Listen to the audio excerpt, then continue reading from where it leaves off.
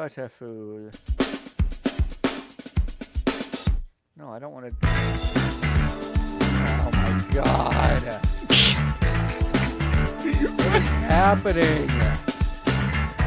No, I don't want that.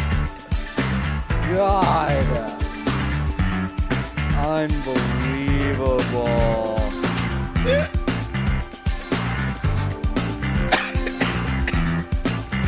Well, folks, we did it.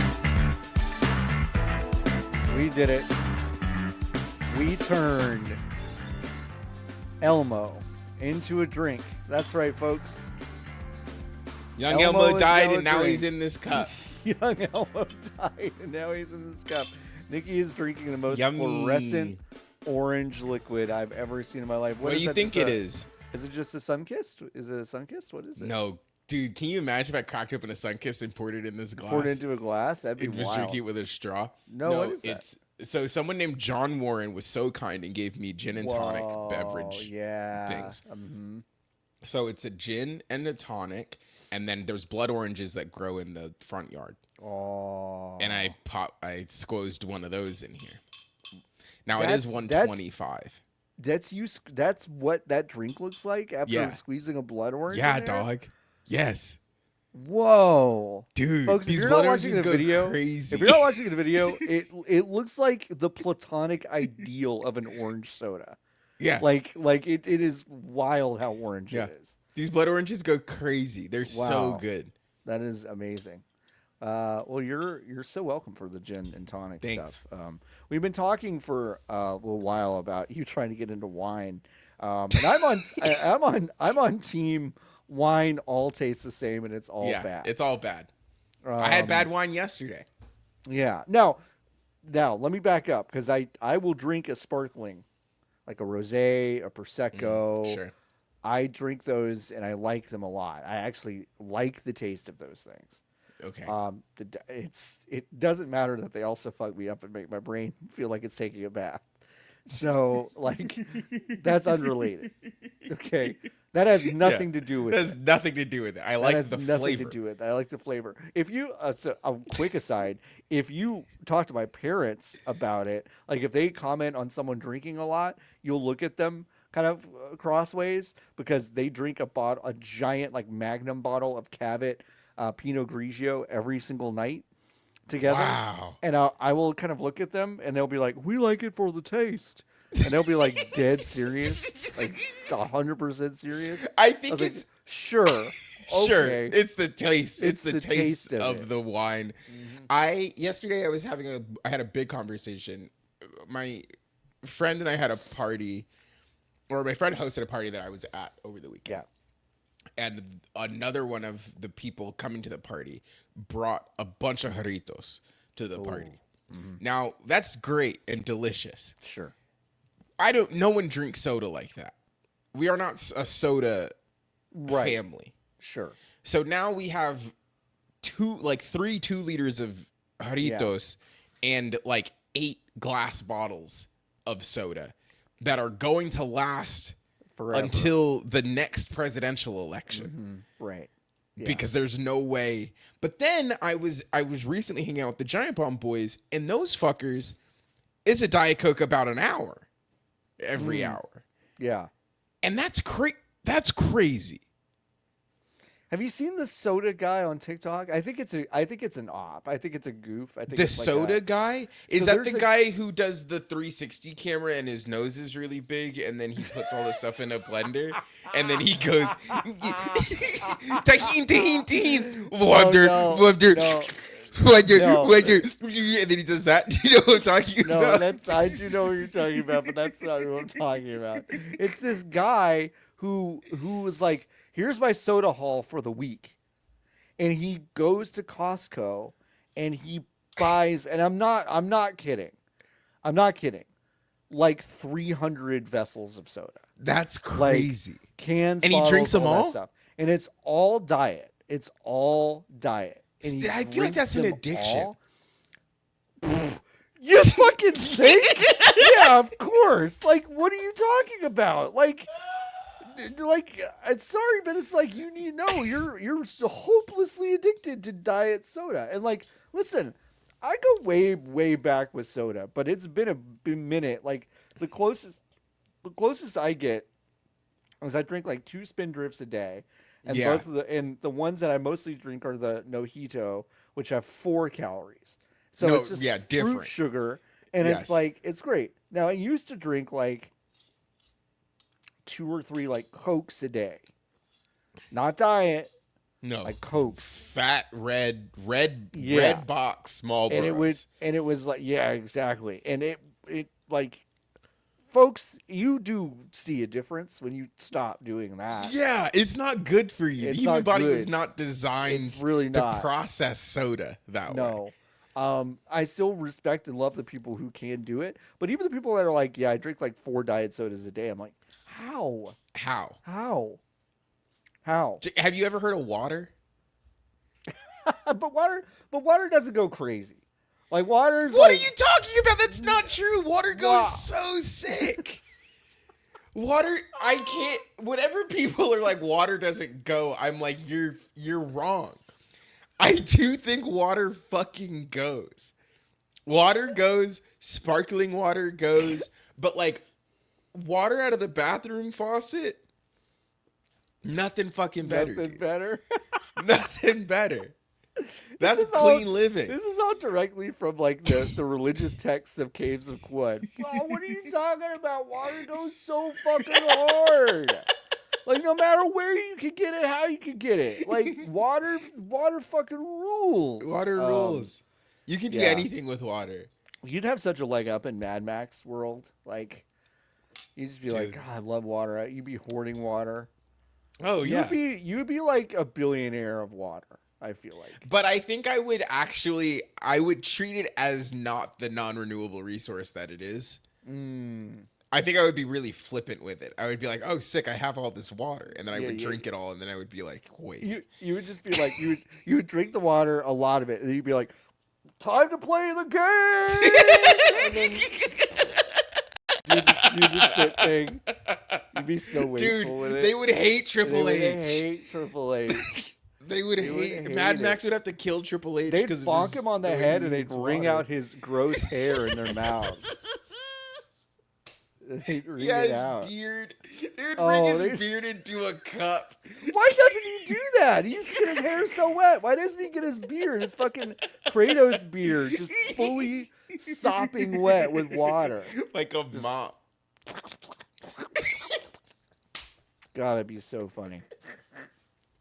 Well, welcome to the VGBees podcast. This is a very special episode. It is our Games of the Year High Five. Yeah, that's right. High Five. That's really good, dude. Thanks so much. We each picked 5 games. There's a little bit of overlap, so we're gonna save those for last.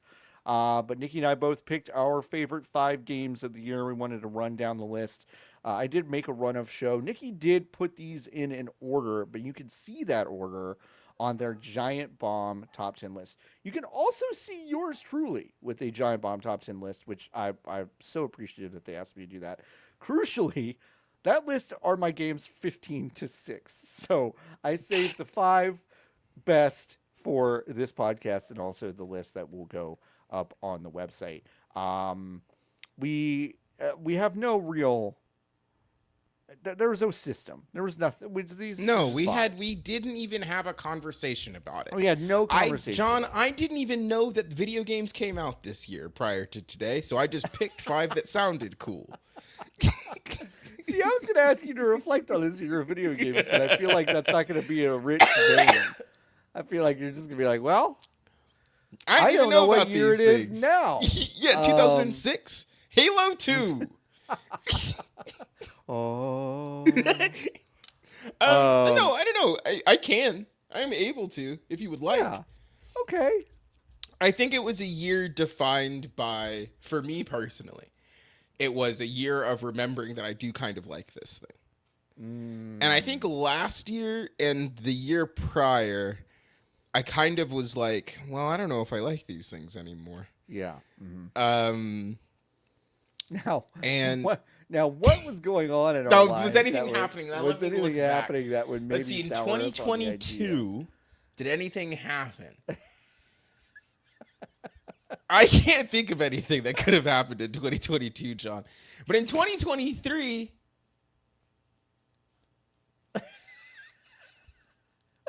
can't think of anything that year So, either. so good, So you've just spontaneously fallen in love with this thing again. Yeah. So out of the blue, I remembered that these things are good. And I think this is the first year in a long time where the list of games where I'm like, wow, fuck, I wish I played more of these things is as long as it is. And I very intentionally, as I look to 2025, am A, excited about video games in a way I haven't been, and B, excited about catching up on things that came out this year. Which to me means that there was an excess of good stuff, too much good stuff, that, as the AMPM might say. And I think that's a good sign for me. I played a lot of different stuff. I played stuff that I said, I'm actually good on this, which is a great sign for me, because usually that is one of the hardest hills for me to get over, is to even put the video game on my Xbox or whatever, is like, that's a big hill for me. So if I even attempt it, that's big. But yeah, there was a lot of weird stuff that I played. There was a lot of stuff that I played that other people loved that I was like, I don't know, gang. Which I think means that my critical meter is being replenished. Yeah, I don't know. What about you, John? Yeah, I think I think it was a really good year. I think it was a really good year for a lot of different genres. It's like every single bit of discourse I see that's ever kind of like, well, games is all the same, or I don't think indies are all just cozy bullshit. Yeah. I'm just like, okay, so like, it's just there are a lot of people that just don't play stuff. Don't play them. Yeah. I look more toward my friends and colleagues that play off the beaten path, weird stuff that doesn't get a lot of coverage. I look around at my peers who overwhelmingly think Metaphor ReFantazio is the best game of the year. I think that game is great, but I look around and I wonder how many games people are actually playing a little bit. Yeah. I think it is so hard to play a lot. I think if you were doing this as a job, as a full-time job, which VGBees is really not a full-time job for either of us. I think he's got a full-time job at Jive Bomb. Jive Bomb's kind of ethos is, well... Wait, huh? Hold on. What? Maybe not a full-time job. Sorry. I didn't mean to put anyone on blast there. A bigger job than this one is okay. Wow, I'm gonna get a note from someone. Yeah, Jan's gonna send you a text and be like, from Jim fandom. Yeah. Yeah. Jan and Jim fandom. Jan and Jim fandom. Brick fandom. I don't know about hiring Niki.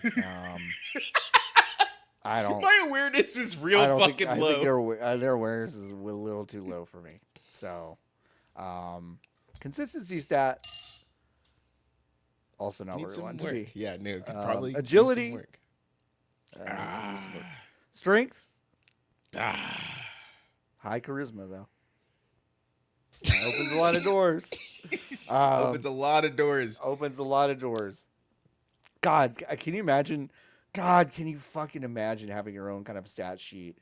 They would look at. Oh, is this broken?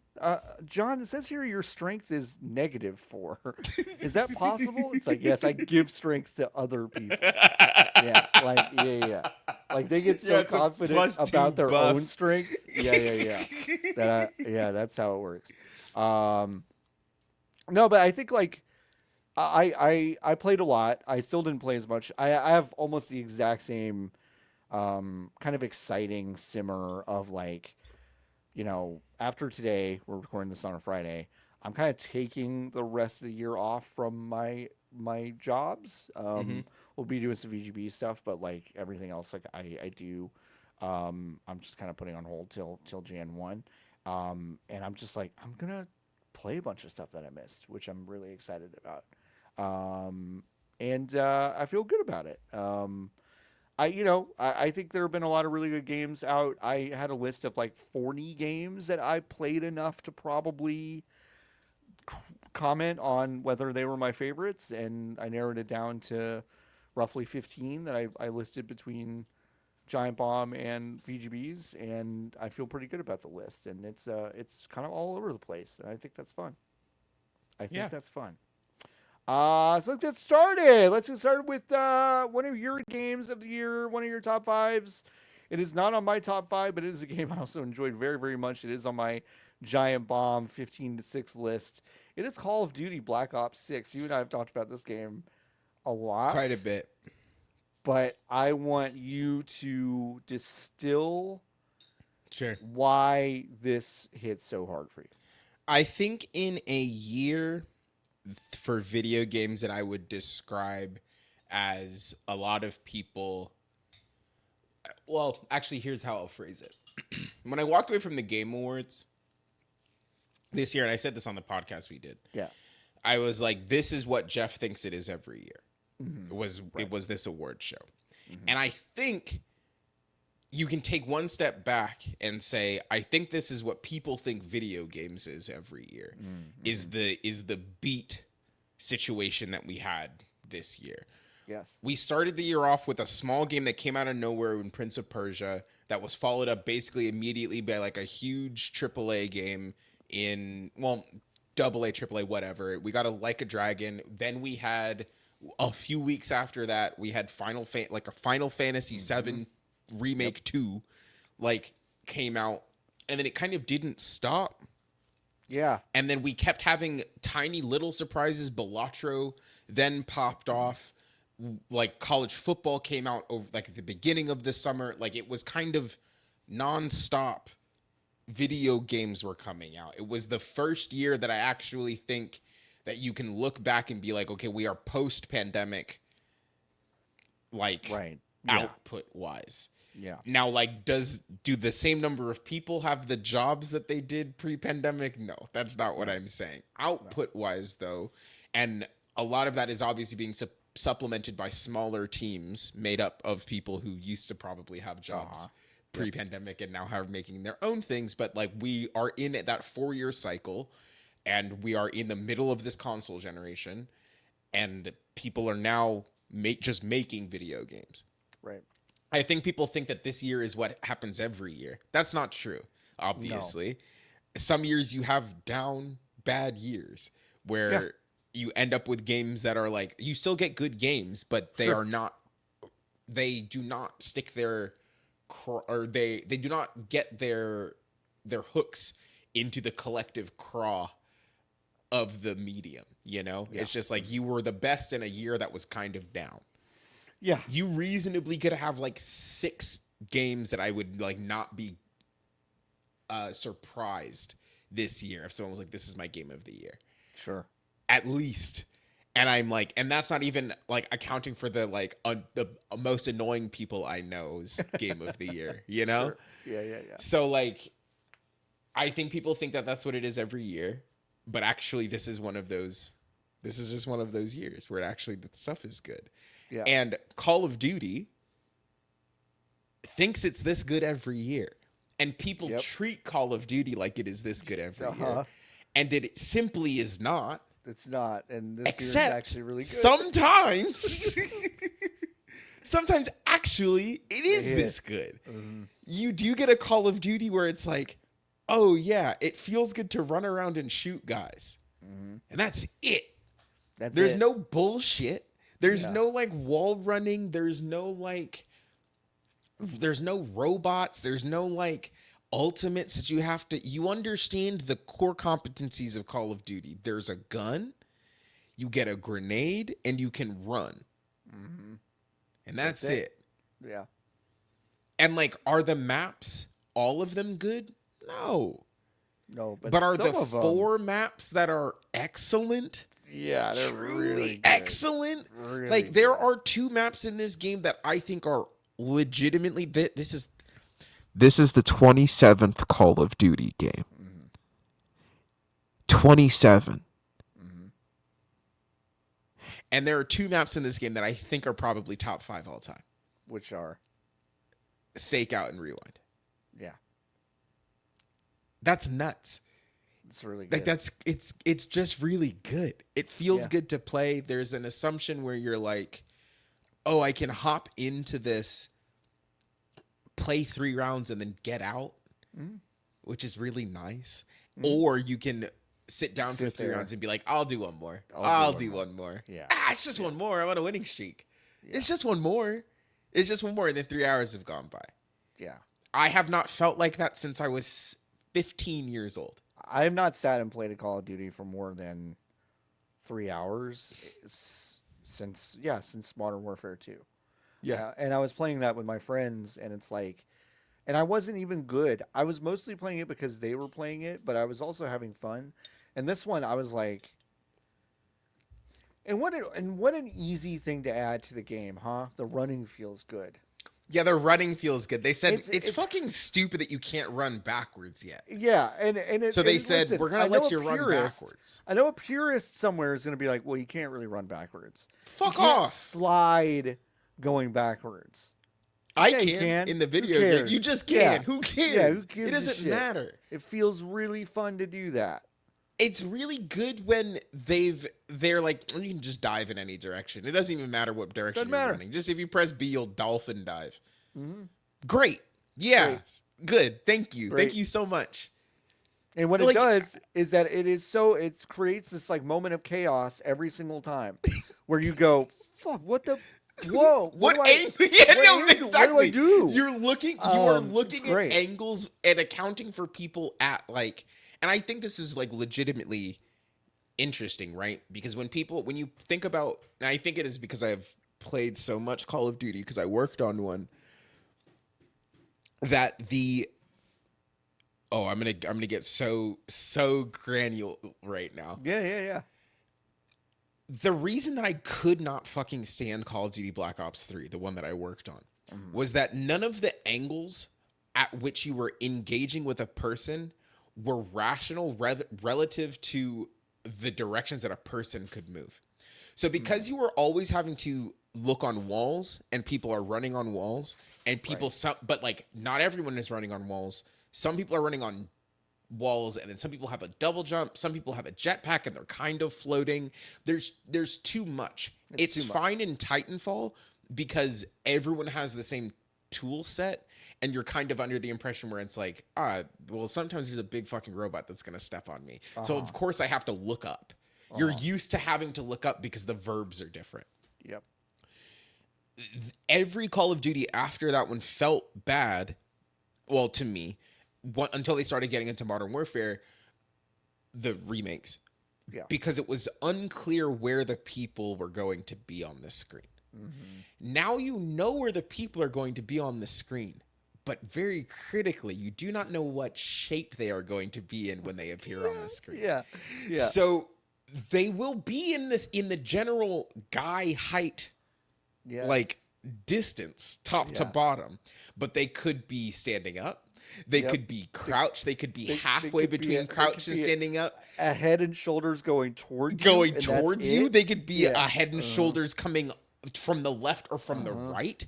They could be sliding in, but they are all at heights where you are expecting the person to be. No one's coming in from above you and down. And in a Call of Duty game, I think that's really important because it feels the best when the band of focus is letterboxed on the screen as opposed to up and down. It's taking someone ISO in basketball. It's trying to make it tackle in football. You both have the same toolkit. Barry Sanders is not going to grow a rocket up his ass. No, for sure. Over you. Exactly. But he is going to make a move at the point of attack that is going to decide whether or not a tackle is made or not. Yes. And Call of Duty Black Ops 6 kind of feels like that just all the time. Almost every single moment you were kind of having this like one-on-one face off with someone trying to decide how to do it. Of course, you're also going to turn a corner and someone will be like behind you and shoot you in the head. No, for sure. Because the time to death in this thing is low. Unbelievably low. But it also, like, the But penalty it's fun. doesn't feel. No, you get It right doesn't back into it. feel. Yeah, and I think for a long time when I was playing Call of Duty, like in the past, I think it. I think there were multiple things. I do think that the time to death was higher and the penalty for dying was more. And I think they've just made those numbers over the course of the decade, have made those numbers smaller across the board. Yeah. That feels good. But also, like, most of the way I think this might just be age, but like every time I die, it's goofy. I've never gotten mad at any of the bullshit that has happened to me in the game. Yeah, Like someone like even on Stakeout where you get killed because a guy will spawn, you'll be like, in the room and then the game will be like, I don't know, game. There's nowhere else to put him. Three people are gonna spawn right behind you. Right Fuck behind you. Yeah, yeah. And in then it's the like, closet you ah. spawn. Someone spawned in the jacket that's behind you, hanging up in the closet.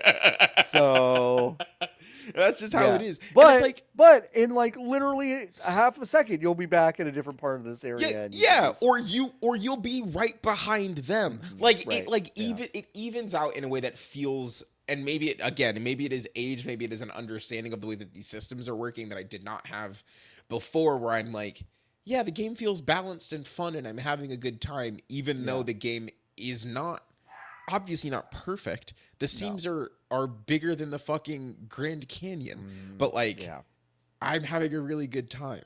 I haven't even touched the single player, which apparently is really good. Yeah. Apparently it's like very good. I had like a long conversation with Dan and Sean over Game of the Year, not in the podcast, but like off mic, and they were like, yeah, you should fucking play it. And I'm like, all right, you know what? Sure. Yeah. I'm not doing anything. I'll get it. I loaded the fucking thing. Yeah, I'll get Soulja Boy high and then play the Call of Duty campaign. That sounds great. Yeah, that sounds fun. So yeah, it's a good game.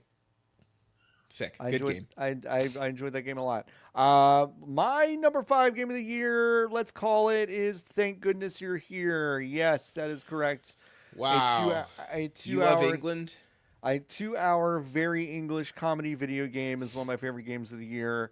I reviewed it earlier this year for VGBees. This is the funniest game I've ever played that isn't just slapstick. Like FromSoft and Call of Duty and a lot of things are slapstick, kind of inadvertent comedy, which I love, but this is comedy with a capital C that is written to be comedy. It feels really, really funny. It feels great to play. It is a game where you are only doing one thing. Well, 2 things. You're moving around and you are basically smacking things. You're slapping stuff. It's a slap them up. It's a slap them up, and the way you basically interact with the world are these little slaps, which is goofy as hell. You are little for no reason. You're just such a small, literally no reason. lemon-sized man. You're not a child. You're just an adult going to a town to fix some problems. The fact that you're the size of a lemon kind of helps you solve all these problems. Every single decision made is kind of in the service of just a really funny kind of like dream-like problem-solving vibe in Thank Goodness You're Here, and it's only a couple hours long. It is a brisk experience, and it's like, I wrote this in my review, but it's one of those very rare games that the second you kind of see the seams and you tell yourself, okay, I'm going to finish this, but I get it. Yeah. The credits roll. Yeah. And you're like, whoa. Oh, thanks. Like, that's Wait, crazy. hold on. You can do that? Like you can just stop end a game in the perfect place. Yeah. And I was delighted by that. No, I did not know how long this game was before playing it. And then I finished it and was like, huh. Kind of a perfectly sized game. Like yummy. Like a freaking treat. Yeah. It was it's a tasty treat. It's one of my favorite games of the year.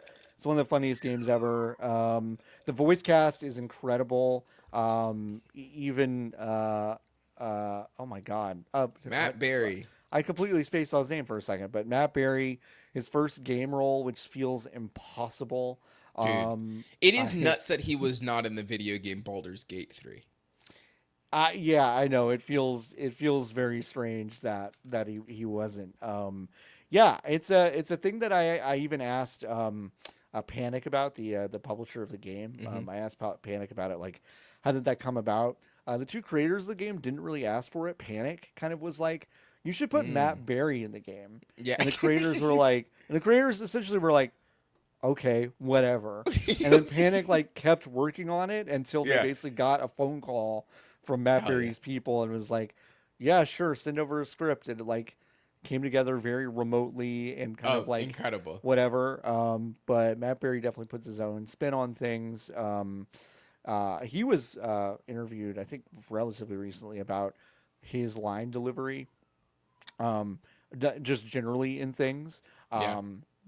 Like if you don't know who Matt Berry is, he's in What We Do in the Shadows, and he'll say stuff like Tucson, Arizona, that kind of thing. And he does stuff like that to essentially make himself laugh because he doesn't want to do two takes the exact same way ever. No, That's it. yeah. Which So is if you great. see a take with him saying something in a stupid way, it's almost certainly because it's not the way he did it the first time, Yeah. which is very funny. But anyway, Thank Goodness You're Here is amazing. It's one of my favorite games of the year, and you can pick it up and finish it in just a couple hours, and it's Just really a good. couple hours, and it's Yeah, free. It's not free. it's not free. But I'm gonna say that about every game. That's my guarantee. You know what? If you try hard enough, it's If free. you try hard enough, it's free. If you do For try the hard low, enough, it's low free. price of however much it costs, you can have this game. You can have this. I think it's like $15.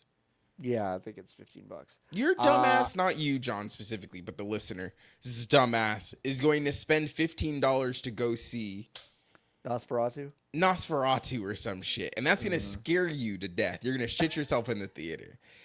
Dracula's going to come out. Willem Dafoe's going to say, that's Dracula. And then Nosferatu's going to show up. And then you're going to shit.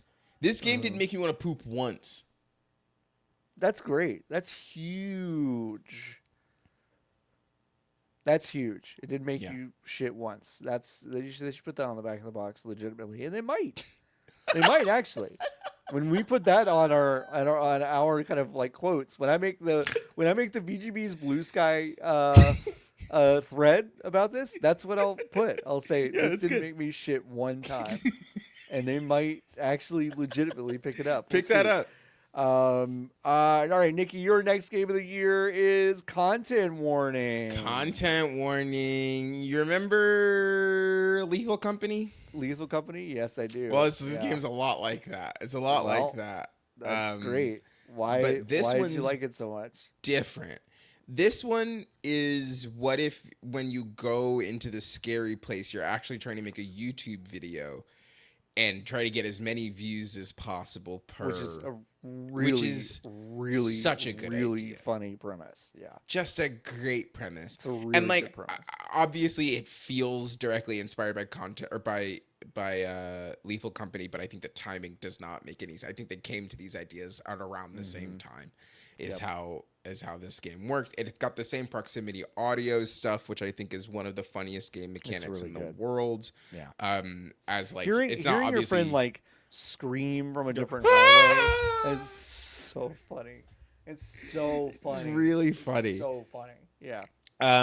As popularized, well, like most recently by Phasmophobia, and then obviously is in a bunch of other stuff.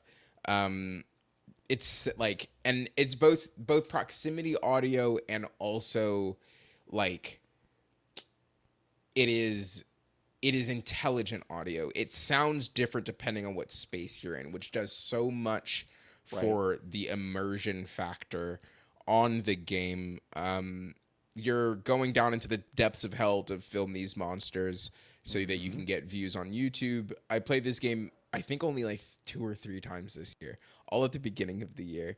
But it really has stuck with me because I think there are very few games that have such the thesis is so short.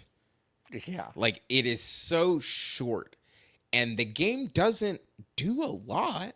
Like it's not that complicated, but every single one of the things that I really walked away from this year frustrated about in video games is that I've played a lot of games this year where it doesn't feel like anybody asked any questions about why things were happening in the game, right?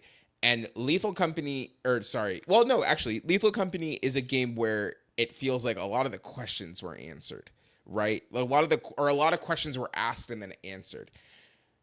Content warning is like, okay, we're going to assume that all of this stuff is not even things we need to question. We're just assuming it to be true.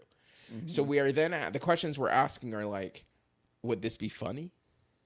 Would it be funny if we put this in? Like, we have this proximity audio. Now, would it be funny if we had a boom microphone in the game? Like, yeah, probably. It would be really funny if we had like a functional boom mic in the game. Yeah. If we had a functional green screen in the game, would that be funny? Yeah, I do think it would be funny. And like, also, would it make sense? Like, on this scale of like, you're buying deeply unnecessary shit to make YouTube videos that 45 people watch, Are gonna watch, right? Like, the meta commentary there is also really funny. Really funny. So it feels entirely considered and like a complete package and an execution of the very simple, but I think very good idea. And that's why I really like Content Warning this year. Just a goofy game. You're just a freaking floppy guy. You're a freaking floppy guy. Yeah. Yeah. I'm actually kind of surprised at the cultural fall off of that game in terms of just like how and it's similar everywhere. to Lethal Company. Yeah, Lethal Company did the same thing. I feel like I saw Lethal Company for like months longer though. But that, you know why? It's because it got popular in November of last year. Okay. So it was one of those like carryover situations. Yeah, carryover. Yeah, that makes sense. So it was like, it was a November, December break, January. Content Warning came out in January or February, I think. And then I think by that point it was like everybody was kind of burnt out on it. It's a really smart concept, and every single time I've ever watched anyone play it, it just seems like a fucking riot. So good game. That's a good one. All right, my next game of the year is so new I debated not putting it on here, but big asterisk because it's also not done. But Path of Exile 2, which is crazy to me because I am not a Diablo person. Yeah, that's right. Actually, I have something to admit to you. I am the person that Elon Musk paid. Whoa! Wait, can I have some money? All the. You think he paid me well? I wish. Have you seen that guy? He's so cheap. No, so Path of Exile 2 is grinding gears and Tencent's follow-up to Wait, it's Tencent? That's my I think so. Grinding gears. Sorry, really fast. News. While you look it up. So, did I tell you about the drone show after the Game Awards? No, you didn't tell me about that. Yes, it is a Tencent company. That's woof. After the Game Awards, right? Yes. Everybody's walking out. Like, and by walking out, I mean like staggering out because they've watched commercials for 2.5 straight hours. Correct. And everyone looks up and is like, huh? And there's a bunch of drones in the sky doing light stuff. Except because we were under it, none of it was legible. Literally none of it was legible. Because everyone was directly underneath where they launched the drones from.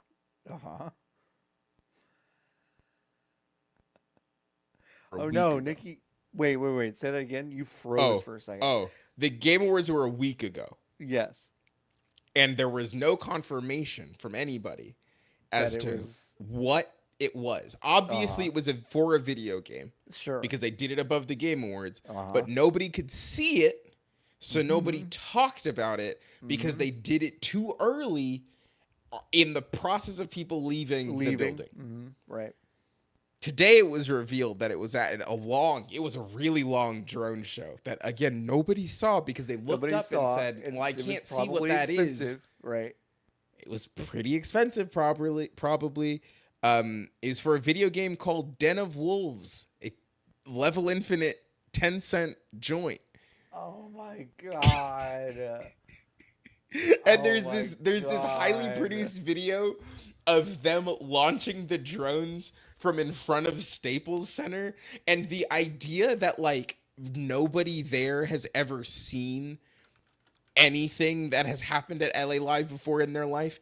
One person from Los Angeles would have been able to be like, okay, so that's not going to be far enough away. Like, you're not going to be able to see it. And then all of the footage of people walking out of the Game Awards is of people pointing their cameras directly up at the sky to try to figure out what is happening above them. It's insane. But the payoff of it being level infinite, I was like, you stupid idiots. You fools. It hit for me. Anyway, sorry. Path of Exile 2. That should hit for you too. I'm looking at this now. This is so crazy. Like if you look at how far away all of the shots so are, far away. You that, and it's the only way it works. Like, it's the only way a drone show works. You cannot do it. You can't be directly above because you don't have this space. The reason that drone shows work is that the rectangle of the night sky is created when you look up at it from a distance, not when you're directly underneath it. Yeah. Oh, yeah, man. This is absurd. This is totally absurd. Well, something that's not totally absurd, at least in a bad way, is Path of Exile 2. Yes. It is an enormous game. It combines the kind of the gameplay style from a Diablo-like an action RPG that's isometric, but actually is quite twitchy and skill-based, like more like a Souls game. There's a roll dash. That's not the only reason it's like a Souls game, but that's one of them. The different classes feel really unique, and you can do these like really sick builds. I was talking to you about this on our last normal episode, but it is remarkable to me that yes, you can pay your way to early access because it's in early access now. But it's a free to play game, and it does not ask you to spend money on anything. It is all stuff that you have to kind of seek out. It is really, really wild. If you have seen videos of this, some of the builds you can make are so busted in such a fun, weird way. They're constantly patching this game, so I can't make any sort of claim on, if this game is going to be amazing in a month. Let's say they patch a bunch of stuff out that makes it great. Like, I have no idea. But at least the shape that this game has been in the past couple weeks since it came out, it is one of my favorite experiences of the year. I'm fully willing to accept it's some sort of recency bias, but it just feels really, really good, and it is tough to pry out of my hands because it just feels great to go into a new location and clear it of all the fucking skeleton guys that are... Fuck a skeleton. Fuck a skeleton. Fuck a skeleton. Hell yeah. I couldn't tell you what the story's about. Don't really care. No, it doesn't matter. Who gives a shit? Doesn't really matter. It's all none of it matters. Imagine being the up. kind of person, John, who did care about the lore in Path of Exile 2. Well, if you did care about it, wow, you just this got the was door important to fucking you. closed on you. I did. That's crazy. That was nuts. And didn't look into the room and give you a look, but I know that she did through the door. She did through the door. Yeah. Mm-hmm. Wow. The other door is getting closed too. The other door is getting closed. Whoa, that's brutal. Both doors. Brutal. Get God. And she just slipped a divorce paper under the under the door. Holy shit. It's bad, y'all. No, but Path of Exile 2 is one of my favorite games of the year. Kind of crazy to say, was not on my bingo card. This was Path of Exile, the first one, was something that was kind of always on my list of things to try. Never got around to it, never really cared. Path of Exile 2 was, something I picked up on a whim, and I very quickly fallen kind of head over heels for that game. So John one of my loves favorite a video game. I love a video game. You know who else we love? We both love this game. It's not on my top 5, but it's on Niki's. It is the Indiana Jones and the Great Circle. Pew, pew, pew, pew, pew. We also talked about this game a lot in the previous episode. Yeah, we did. So go listen to it. But I think I'm realizing I have a soft spot for a big licensed game. Because I think that's what I grew up on. I really deeply did grow up on a bunch of licensed games. And I think the idea that now, and it's vile, right? It's disgusting that we are at a point now where nobody actually has money to make a new thing. The only way that you can get a video game approved is if you tie it to a big shitty franchise. Mm-hmm. That sucks. However, I do love the idea that they spent like I don't know, like $80 million probably on this one. Probably, yeah. Seems right. Yeah. Like $80 million to make a big PS2 game.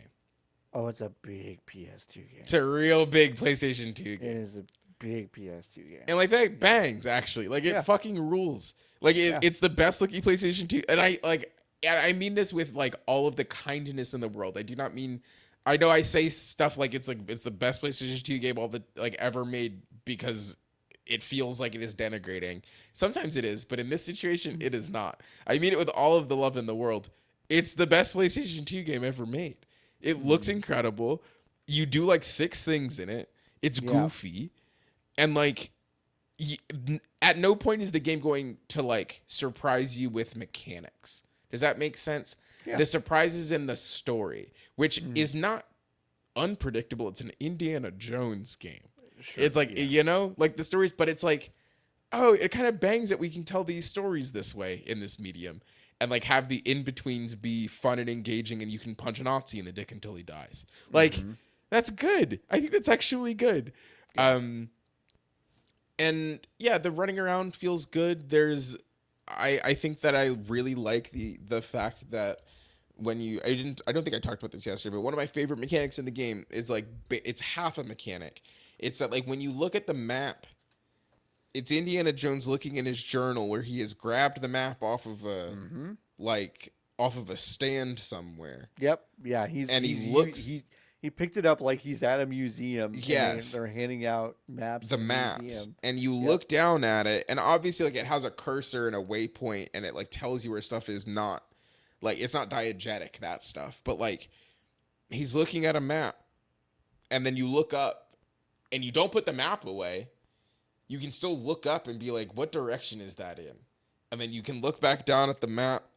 Or you can pull out you can tab over and like you press the right bumper and you like literally turn the pages in the same journal that has the map in it.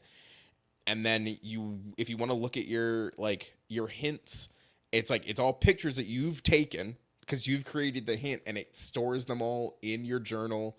And there are pictures and like notes that he has written, things that he has picked up in the world. Like that part is diegetic and it feels really good to interact with the game world that way. They like Indiana Jones, very different from Star Wars in a fundamental way, which feels very, Star Wars feels very, thematically grounded in a bunch of kind of human themes, but also there's a distance. It's in space. There's a bunch of stuff we don't understand. Indiana Jones is so grounded. It's so tactile. He gets his hands dirty all the time. Yes. He has to use an ocean of information that he has gathered from study and all these things. And you are going through that process. You are seeing the process by which he has built that institutional knowledge by having these journals where he writes the notes, he takes the pictures, he connects the dots, and it's tactile in a way that like is really impressive. Yes. And all similarly, right? Like the thing that makes Indiana Jones fun then is the modification on that groundedness is fundamentally you are a guy trying to stop Hitler from getting a magic rock. Yes. Yeah. And so critically, Jesus Christ was real. And all of the all of the stuff that he did was real. And also every other like story that has ever been told, those are also real. Those are so real. All of it's real. Every single part of it. Yeah. So like having that juxtaposition tells a good Indiana Jones story. Yeah. Because you are then able to like mechanically interact with the way that Indiana Jones, the things that you do not see in the Indiana Jones movie, or movies plural, but then you also still do get to see the magic rock that Hitler wants. Mm-hmm. Yeah. So it's pretty good. Indiana Jones, like you said this in the other podcast, but it's like you got on dawned on you that like Indiana Jones is kind of great because he fucking bangs. It's like there's something so funny to me about someone who is, I think in his day-to-day moments, unmoved by the fact that he knows these things are true. No, it doesn't matter. True. Yes. but is fun, like is dead fucking stare down the barrel serious about like, hey Marion, don't open your eyes. The Ark of the Covenant is opening, and all of these guys are going to get melted. And it's not like I believe in God and God will save us. It's like no. Like the Ark of the Covenant's opening. Close it. Close your eyes. Close your It's eyes. opening. Like It's like it's just real. we could talk about it later, but close your eyes. When you hear the screaming's over, you can open them again. And like what happens? They all open their eyes and there's just puddles of Nazi goo Yes. everywhere. And then they pick up the box. They're like, I guess we gotta go. I guess we got the Ark of the We Covenant, got the Ark and of the we're Covenant. holding it. We have to Yeah, leave now. yeah.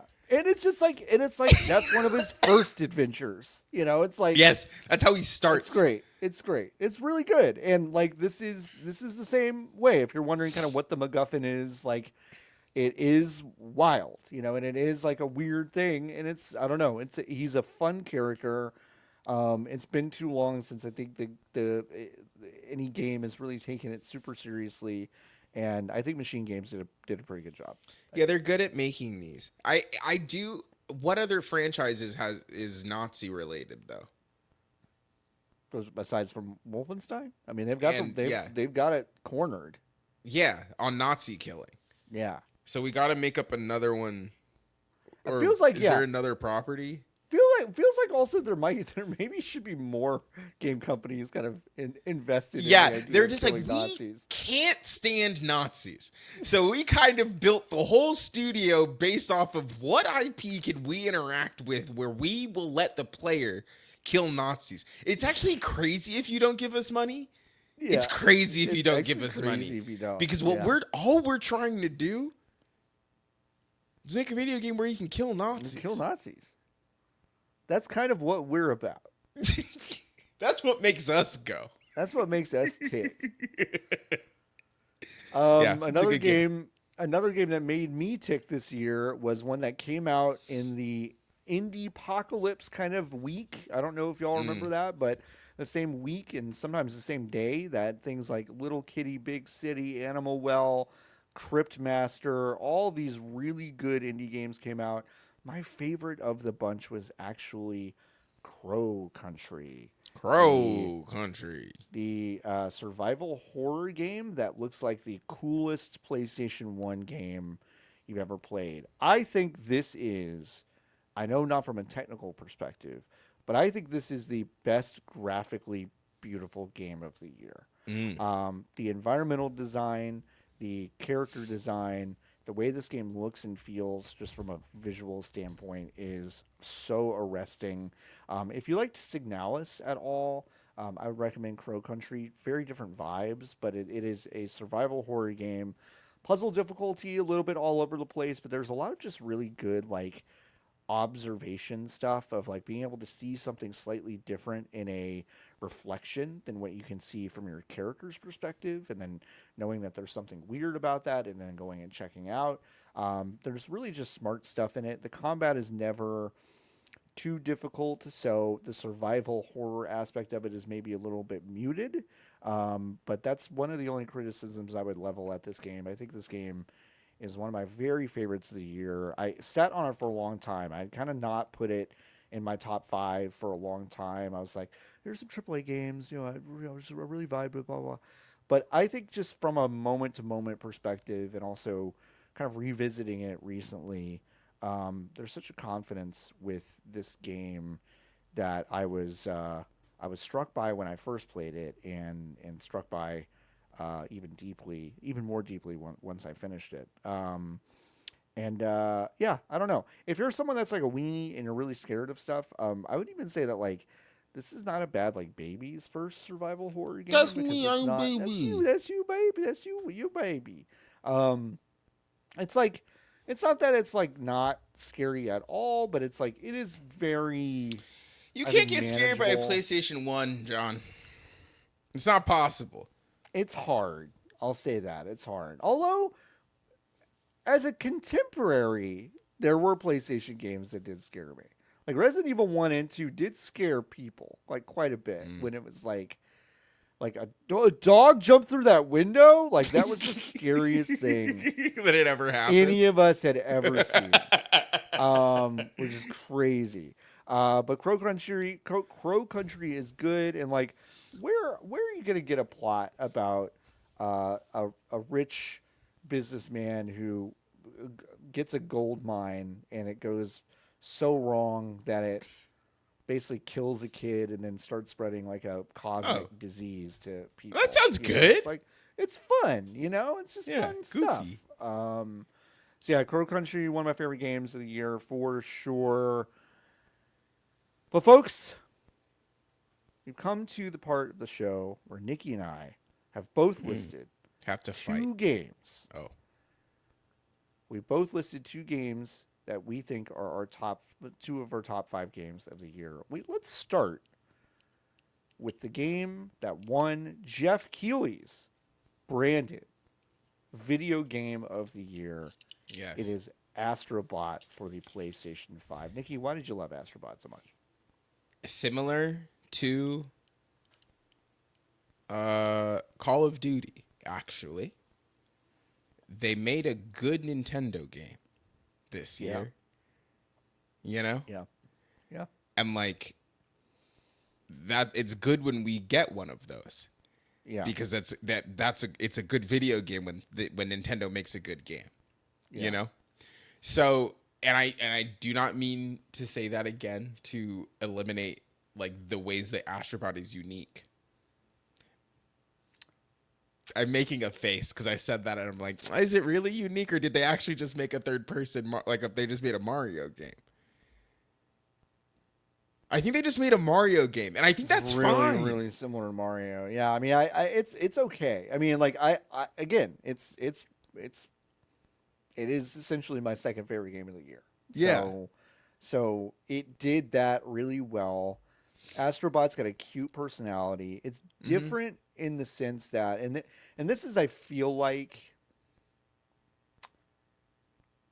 Astrobot sets itself apart a little bit because of how I think I would say physics intensive the differences are. Like Mario Odyssey is going to give you a lot of general gameplay variety from the hat parasite stuff. The hat parasite. But every single Astro Bot gimmick is very, I would say almost annoyingly meticulously designed for its specific area and purpose. And they only hand them to you when they feel exactly it when you for need you them. Yeah. Which is like, it's weird because like there's a lot of extremely transparent artifice in Astrobot. Yeah. Not only from a gameplay perspective, but from also the perspective that it is just essentially an advertisement for the PlayStation, the thing you're playing it on. Yeah, you already which got is very funny. I'm like, you already got it. Like I'm already there. Like I've got it. Like I couldn't give a shit about rescuing the guts of the PlayStation 5, which is what you want me to do. You're like, go rescue the guts of the PlayStation 5. I'm like, I'm playing one, bro. Do you want mine? Yeah. Like, I'll give it to you. Like, it's a weird thing. So there is, like, I think what I would say about Astrobot is despite the enormous amount of artifice that it asks you to swallow, I think kind of uncritically, this game still manages to be delightful and fun and really, really beautiful in every sense. So pretty. And not just visually, but like, I think it is a game that understands how good it looks and sounds. Oh, yeah. Like, it really knows. And I think there are games where it is actually really hard to thread that needle, where a game will be like, oh, wow, we look really good. Indiana Jones, I think, is like this, right? Yeah. Where it's like, the game looks really good for sure, but it does still look like a video game in a way that betrays the way that they want it to look. Yeah, right. 100%. Astrobot knows that it is a video game and also understands that it's one of the best looking one of these that has ever been made. So sick. It's so good. Yeah. And like it is obsessed with like showing itself off to you. There Mhm. are so many rooms where you go in there like there's 8,000 sprinkles in this room. Right. And it's like, And what for what? and they go, I fucking dare you to find a slowdown. Yeah. You find a hitch in that frame rate, you can write to your congressman over my dead fucking body. Did you find a frame rate Yeah, dip? you could do Which whatever you which want. like honestly, it's fucking sick. Like Yes. every time you enter a room where they're like, I dare you to find a frame drop, Yeah. you can't find one, You and you can't go, find one. man, you fucking did it. Like Yeah. this Is rules. perfect. This is Yeah. technically perfect. Yeah. And that's really fun. Like I actually Yeah. do think that's really good, and it lends itself to that is the kind of meta commentary that I wish the game was louder about. Does that make sense? If that was the meta commentary on what what the power of the PlayStation was, right. that's really good. That might be interesting to play with, but like that is us applying like 9 layers deep of analysis onto it's it, right? us doing that, and it's also me admitting a little bit that like as cute and as wonderful and family friendly as Astro Bot is, it'd be kind of fun if it had a maybe just a fraction more mischief to it, to be like, Yes. because then I think those moments of like that kind of like that fuck you, look at Yes. check this shit out, would be kind of more, I don't know, front and center, and Yeah. like, because And like those are the moments where I'm like, yeah, this game is fucking sick. This game is really and cool. Odyssey has that, right? It It is does. different, but like Jump Up Superstar is that moment Oh, in that game. incredible sequence. That is a nobody does it like us. Mm-hmm. We are Shigeru Miyamoto's Mm-hmm. Nintendo. Yep. Nobody does it like this. Mm-hmm. And then they do the thing that they want you to do, Mm-hmm. and then it touches on every single, like, I don't know, not to like fucking glaze look Jump Up Glaze Superstar. Nintendo. Right. Hey, did y'all know that Nintendo's cool? They're But, pretty like, good at what they They're do. pretty But no, you're good, right. but like the layers there, right? There is, you are in New Donk City. The person singing the song is Pauline. Mm-hmm. You are climbing up a building that in itself is a reference to the steel building that you are climbing up in Donkey Kong, the first appearance of Mario. You are then doing Mario, 3D Mario stuff. You then jump into a pipe, and then you do 2D Mario stuff. You then do the Donkey Kong stage Stuff. in the level where you're playing Mario, and then you get to and it's all orchestrated. Like, that is jacking off into your own hand done well. Yeah, that's 100%. Right? And Yeah. Astro Bot is upset, and those moments, right, are when you play Loco Roco at the end of the stage, right? And like that does hit. It's when you play Ape Escape. But then and those moments feel like love, right? But They then do. you have to play Horizon for a while.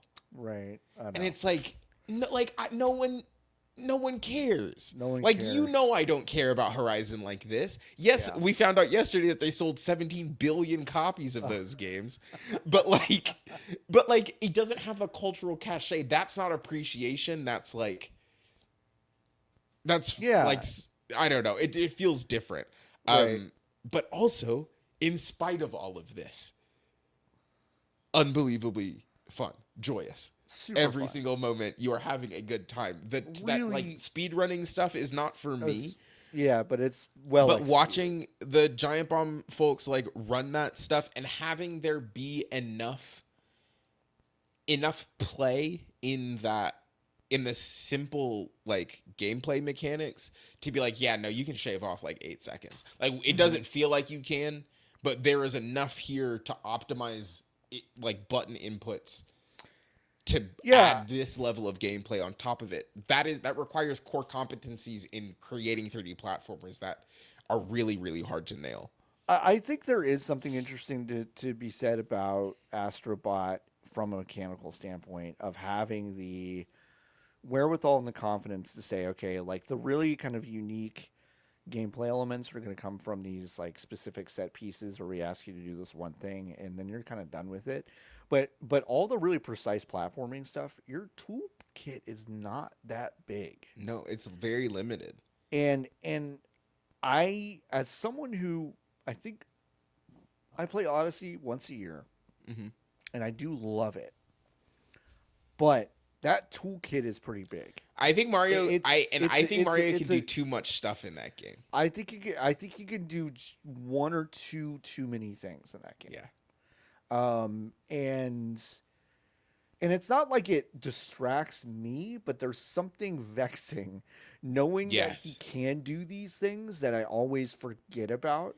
Like The I have yeah. memorized a very small set of it, what I would call advanced moves in that game, Hmm. but there are like four more I could do, Yeah. but it's too many for me. Yes. You know, When it's like it's too I much for me.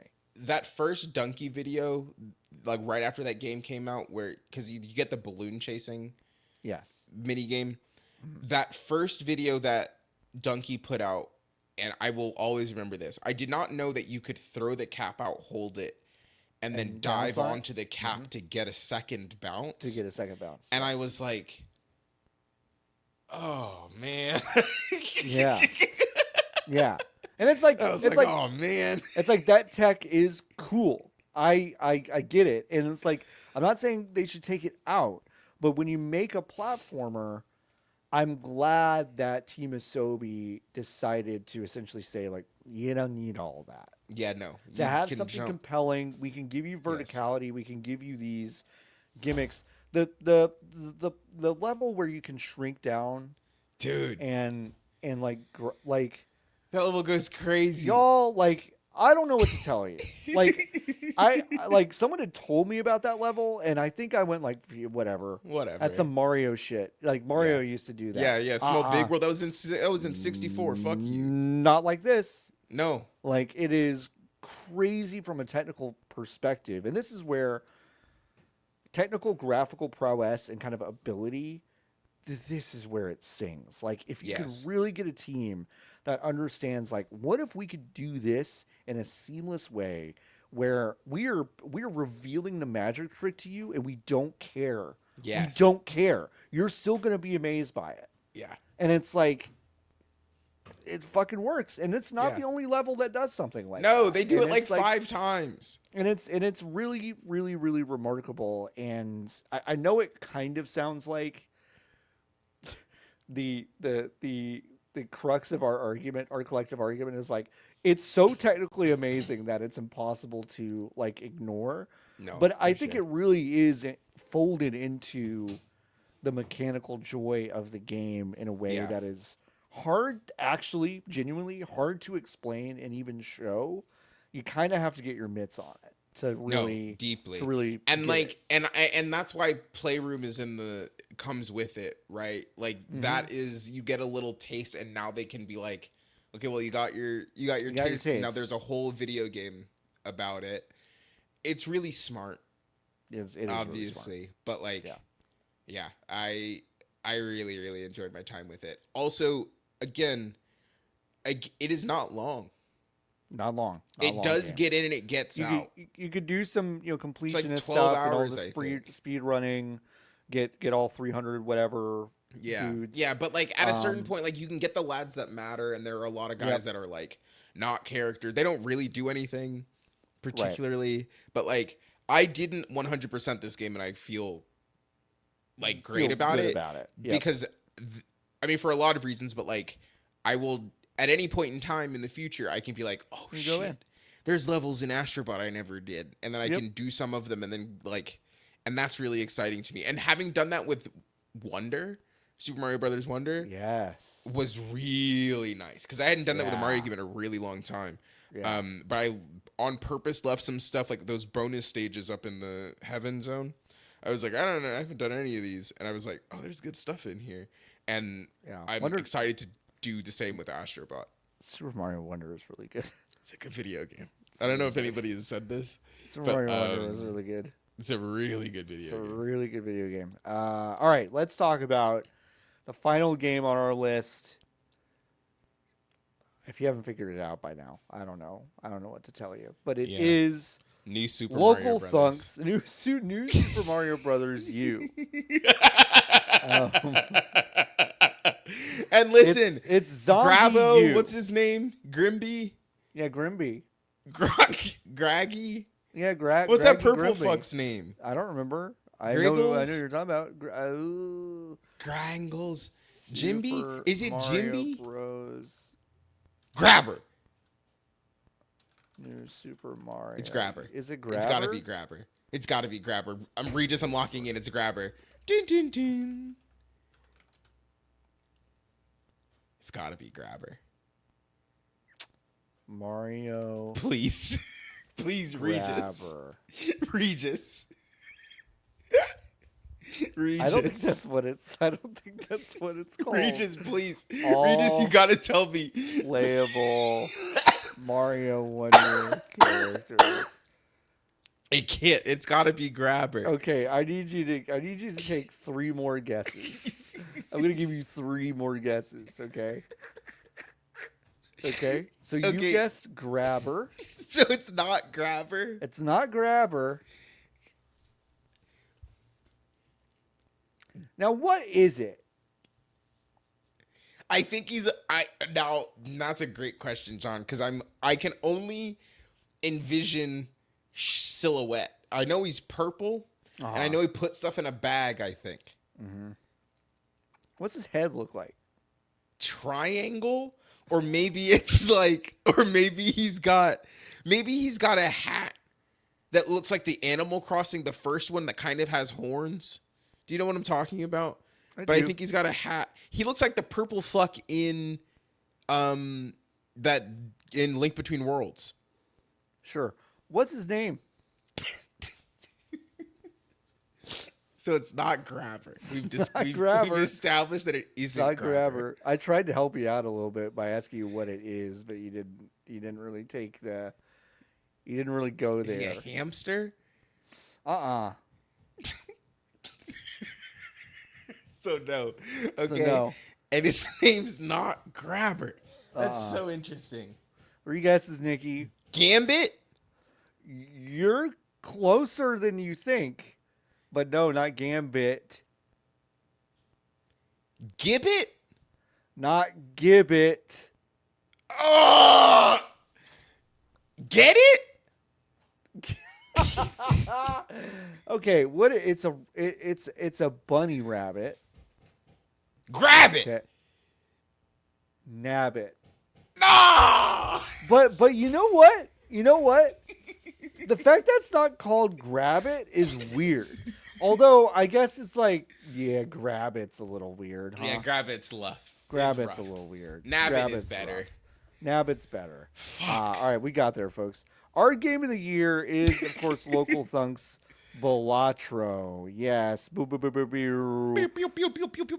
Balatro is not a super surprise. We've talked about Balatro a lot on the show, so I would love us to come up with something new to say about it or something to. I think it's gambling.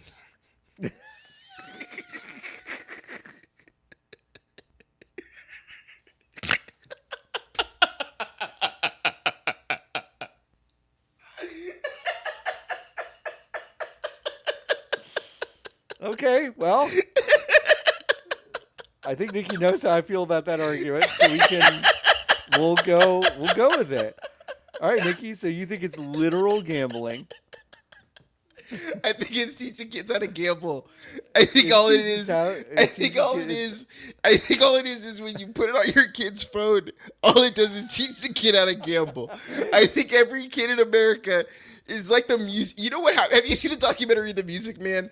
So a pool table gets put up in their community, right? Oh, yeah.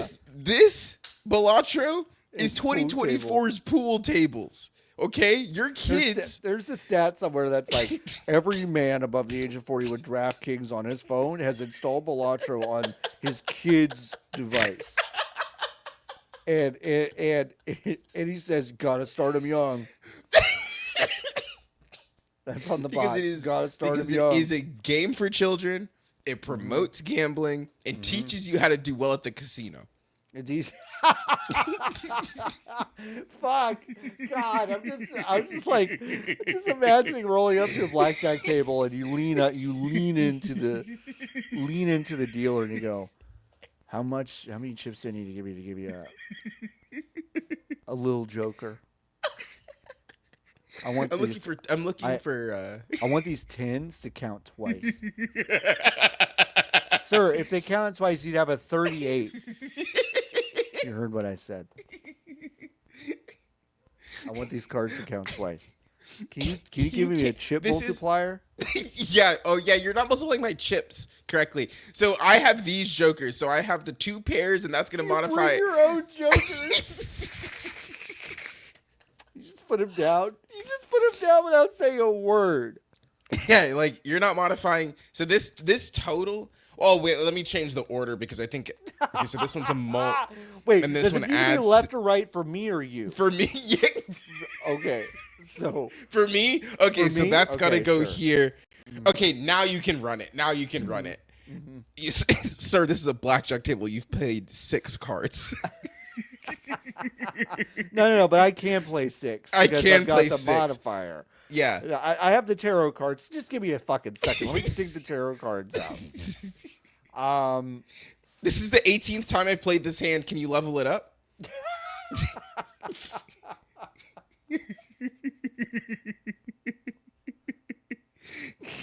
Are you tracking the level ups or should I be tracking it myself?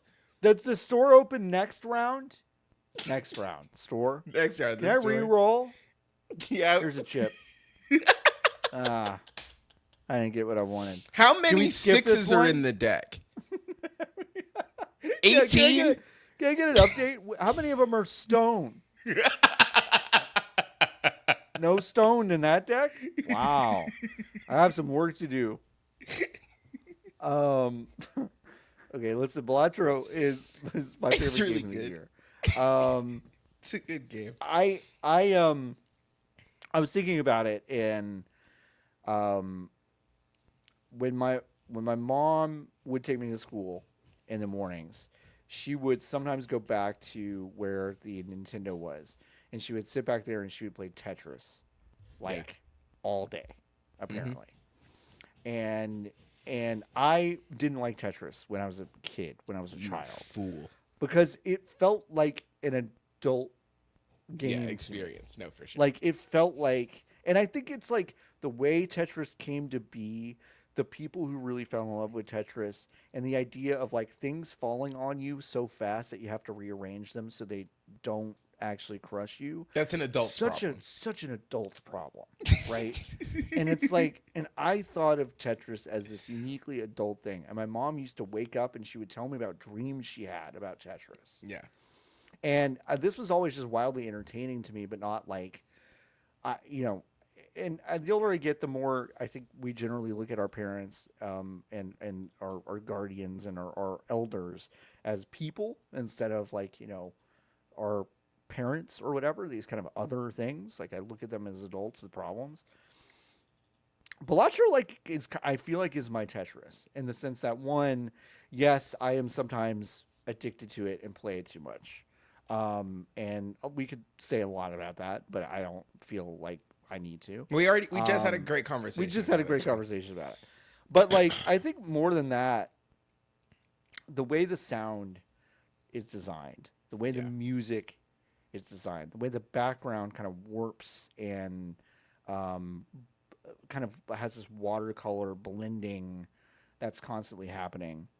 And the entire design language of this game is something I've dreamed about multiple times. It's something I think about in my off days. It'll seep into the way I think about things that I encounter. And it's just one of those games where like it's really rare that happens. And now that has happened to me around the same age that it happened to my mom when she was playing Tetris, it's kind of been this like weird full circle moment of getting an NES that my mom didn't want, and then my mom almost immediately got obsessed with it as much as I did, and then kind of having this game that feels very adult, even though yes, we just talked about how it's baby's first gambling, but it feels very like I don't know. It's a weird thing that it has united total weirdos who are obsessed with video games and also like total rando jock idiots on TikTok. I see, Yeah. which is like there's something kind of beautiful about that, and Yeah. I think Balatro is amazing. I think it's really great. Uh, and I tried to get a screen cap of it for my GOTY list and played 2.5 hours of it yesterday. Yeah, it's tough, ain't it? I just was like, It I was just like, happens. I'm like, I don't think this hand is interesting enough for me to take a screen cap of it. No, for sure. Yeah, I And gotta like get some more. I an gotta get some shiny hour, jokers. If I just get a negative joker, then that's gonna look really good in the screenshot Nikki, for it's the literally image what I for the did. website. Yeah. I kept rolling the fucking 1 in 4 chance holographic thing. I'm just like, just keep rolling that so we can get one. And I finally got a couple, and I'm like, okay, I think this is good enough. And that was like pretty. 2 hours. That was like 2 Yeah. hours. So, I love this game. I think it's great. I still play it a lot, and you can get it pretty much anywhere now. So, even on Anywhere. your kid's It's on tablet. your telephone, which I don't It's think on- is the best way to play it, but you can do it on your Yeah. telephone. Yeah. Yeah, I don't like numbers games. Yeah. Okay. You This don't is like very numbers games. explicitly a numbers game. It's a very numbers explicitly. fucking weirdos game. Yep. All it is, you look at number, you try to make number go up. Yep. This is the most numbers go up video game. If Fanbyte was Maybe still ever. alive, and this would be- we would have done numbers go up a special edition For where it Balatro. was just Balatro week, and we would have put out an episode every day of numbers go up, and it's just about Balatro. Yep. But it is so easy. I know it's good because I've uninstalled it from all of the things that I've owned multiple times this year. Multiple times. Yep. And Yeah. I'm like, and it's not even from a like, because I like it so much that it is, if given the opportunity, I would just do that. Joking aside, because like there have been real conversations about addiction Yes. and blah blah blah, and I think those are good to have. This is not like I can stop playing this game and uninstall it and whatever. The problem Yes. is that I will start to play it and I am enjoying myself Yes. at a Yeah. level that I think I have been quote unquote addicted. I was addicted earlier this year to a game called Deep Rock Galactic Survivor, which is also on my GOTY list over on Giant Bomb. I would say I was much more kind of mindlessly, dangerously addicted to that game than I was ever Balatro. And I'm not saying you can't get addicted to this, but there is something very kind of like something very joyous about the way that I interact with this game. Yeah. That I wouldn't say is the case with some of those other games. Anyway, I just wanted to say that. Yeah. Good video game. It is a game that like it was deep. I always love games that get over with normal people. So I knew that the It's game so was big fun. because like a couple of weeks after I started playing it, I went to an Angel City game and I was standing in the supporter section and there was a person. Oh, I guess it actually wasn't then. It was right after the game came out on the phone because this person wasn't. They were playing it on their phone, so it was right after the mobile release, and she had her like Samsung Galaxy flip fuck. What is it called? What are those things called? Flip fuck. The Samsung Galaxy flip fuck. That's it. She had her that, and she was playing Balatro. And the only reason I knew she was playing Balatro is because it was halftime and it was kind of quiet and she had the sound on. But it was one of those situations where it like wasn't. It's like it's loud outside, so like she didn't know that the sound was on, but I Right. heard it, and then I looked over and was like, "Oh, you're playing Balatro?" And I was like, "What jokers do you have?" And I was like, "Oh, the game is like popular, like popular. People like it, and it is not a." This person we had a conversation is not a person who plays video games. It's a person who has a phone. Yeah. You know? Right. Yeah. And like does not play mobile games. Is a person Yeah. who has a phone who heard about this game, probably Right. heard like what you know. And Yeah, it's weird. It's weird that the fucking Candy Crush set will yes, think that this was made for them Yes. Does that make sense? It's like Yes. Candy No. Crush was like Absolutely. not made for the press class sickos. Yeah. It went over there and then kind of seeped over here to some extent so we could Yeah. cover it and understand it. But this happened in totally the other direction, which is impossible. Like it Yeah. is a very, very Yes. difficult thing to do what Balatro has done. Yeah. Should we start playing Monopoly Go? So is that a no?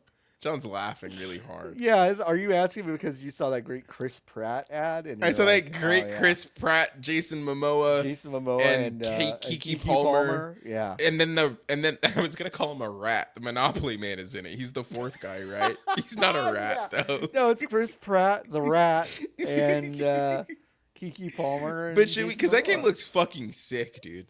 I It looks haven't so I haven't cool. It looks really like you get looked to like into do it. a lot of stuff in it, according to the commercial. Like, it looks like you can rob a bank. looks And like Chris you rob a Pratt bank, is in yeah. it. Yeah, And Kiki and Palmer is Jason in Momoa's in it. it. Jason yeah. Momoa seems like he's in it. Yeah. I'll How much do download you- it right now. Legitimately, how much do you think they pay those folks for? Oh, an unbelievable amount of money. That game, I think it is the highest grossing mobile game on the App Yeah. Store. Is Monopoly Go. So like a I mean, lot of money. It must be like kind of a crazy amount of money because I feel like it is. It has to be a crazy amount of money because it got Chris Pratt out of bed, which is That's not what I'm like, saying. which is like Chris Pratt does not need to do commercials anymore, no. and like, and to the point where it's like that commercial looks like shit. It's awful. It's dog shit. It's dog And shit. he is at a point where like he doesn't need to do that stuff anymore. It is actually a waste of his time relative to the amount of he could be spending that time making more money. Basically, is the math. It had to have been It had to have been a lot of money. like $250,000 for a day's worth of work. You think he got paid $250,000? Nah, Nikki. I don't know how much. No. More? I'm saying he probably got paid like I would say he got paid $1 million for that. $1 million I have to imagine. I don't for a think he would day's go- work, and it's like at I that don't point think he would have go to. do. I don't think he would go do that for $250,000. I don't. Like, John. Like I don't John, have a high. opinion I of would Chris do Pratt. it for $250,000. Oh, Nikki, I would do that commercial. I do it for 10. Come on, I'd go do that. I'd do that I'd do bullshit. it for 10 grand. Sure, Monopoly guy, let's go. Like, yeah, it's whatever. I don't give a shit. But Chris Pratt, like, I have no high opinion of Chris Pratt, but like, I think that would have to be like $1 million. $1 million. Well, that's good. I don't know. And good I for would love Kiki to know. Palmer. Oh, good. Kiki for Paul. Palmer, come on the podcast. Please go on podcast. Tell me how much. podcast. Tell me how much that check was. Tell me how much that. Talk about Nope. Let's talk about The Sims. I'd love to have Kiki Palmer on. Yeah. That'd be amazing. I'm downloading Monopoly Go right now. Okay, we'll play that. This has been a good year. We talked about at the top of the hour. It is 2024 has been a very, very good year. Balatro is a unique experience. It's so funny to me that we have an Astro Bot and a Balatro in the same year. Yeah, kind of different. Just like Both maximalist. sides of the. Yeah. No, it feels good. It does feel good. I don't really know what to expect from 2025. Maybe we'll do some sort of predictions app coming up at some point. But this has been a really great year. Nikki, thanks you so much for sharing your GOTY list with me. Your age is there's a slider for age on Monopoly Go. And I can't see what age you picked. 99. Yeah. When you say yes, it says go play with your great grandkids. Get off your phone. Get off your phone. Get off your phone. Yeah, no. Thanks for having me, John. This was a good This good was year for fun. video games, and I like talking about video games with you this year. Me too. I was a enjoyed delight. it too. And I'm glad we decided to start doing that again. It's been a lot Yeah. of fun. All right, folks. Tell us your goatees. We'll have a thing in the Discord. If you want to join the Hive, that is a paid level of engagement with VGBees. You can go to vgbees.com/join and join the Hive right now. You can go to the Hive section and tell us your goatees, your high five. What is your high five this year? We will we'll have a fun little channel set up for that. And yeah, so go there, discord.gg/VGBees if you want to just join the Discord without joining the Hive. We still have a lot of great channels. And yeah, that would mean a lot if you would do that. I don't know what the next couple weeks looks like. We've not really talked about kind of like our vacation schedule. If you want to know kind of what we've decided to plan and all that stuff. You want to do it? Should we do it right now? Yeah, let's do a new episode right now. No. Should we talk about our schedules right now? Oh, sure, we could do that. On cam and on mic, sure. Yeah. So next Thursday, I can record, and I can record the following Thursday. That's it. Okay. So you're good for you're basically just regular. Yeah, I'm pretty regular. Nothing is different for me. I'm pretty regular too. So I guess we're just doing regular. Great. I guess we're just gonna do regular. We're just gonna do regular. That sounds great. Unless you don't want to do regular. No. I'm good. I'm good. I can do regular. The only thing I'm doing on Thursday is I'm going to go see Nosferatu, but I'll be back home by like Nosferatu. Okay, great. So it's regular. So yeah, it's listener. regular. So folks, it's going to be regular.